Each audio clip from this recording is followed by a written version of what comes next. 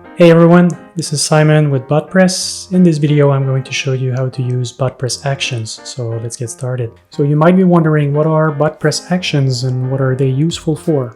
So Botpress Actions are bits of JavaScript code that you can customize, and you can write basically your own code to do whatever you want. You can query a database, you can call an API, you can do anything you want really using JavaScript code. Botpress comes with a few built-in actions already, but you can write your own custom actions. In the case of the bot I'm going to build, I'm going to create an action that's going to call a HTTP API to get stock prices based on a ticker symbol.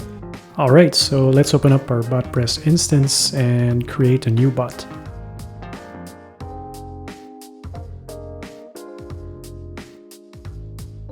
So now what I'm going to do is I'm going to create a welcome message for my chatbot to say when it's triggered.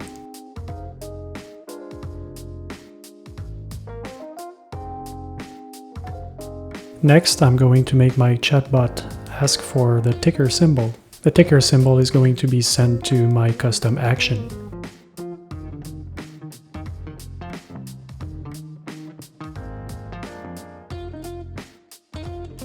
By checking the wait for user message option, I'm going to make my chatbot wait for the ticker symbol before sending it to the action.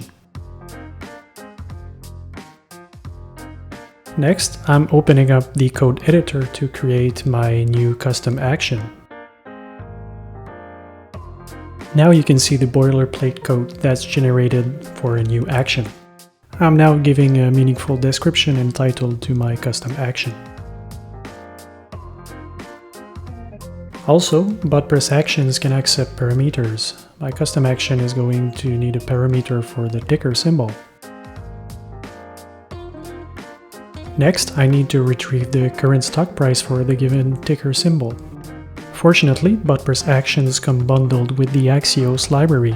Axios allows JavaScript users to easily make HTTP API calls. To retrieve the current stock price for the ticker symbol, I'll use the FinHub API. FinHub is pretty nice. It allows you to retrieve stock prices, cryptocurrency prices, and Forex data in real time. I'm now supplying the ticker symbol and the API token to FinHub in order to make the HTTP request. Then, given the response from FinHub, I can extract the ticker symbol from the response. Finally, I'm saving the stock price to the events memory. This will allow my chatbot to use it later on.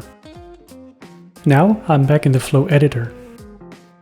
I'm going to modify the node in order to trigger the action when the user enters the ticker symbol. As you can see, I'm now selecting my custom action from the drop-down list, and then I'm mapping the ticker symbol parameter to the text that's sent by the user. Finally, I'm going to make my chatbot display the stock price that's returned by the action. As you can see, I'm reusing the current stock price variable that was saved in the event. This variable is going to be displayed in the chatbot's response.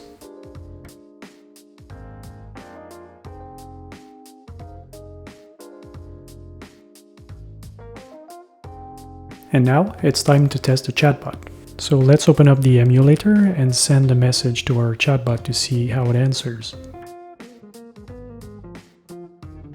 As you can see, I'm now supplying various ticker symbols to my chatbot, and it's answering with the current stock prices for each of those symbols, so that's pretty cool.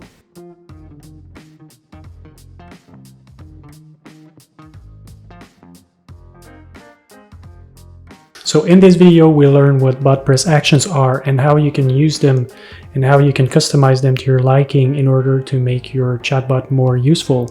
So I hope you like this video and subscribe to our channel in order to get more tutorials like this in the future. See ya!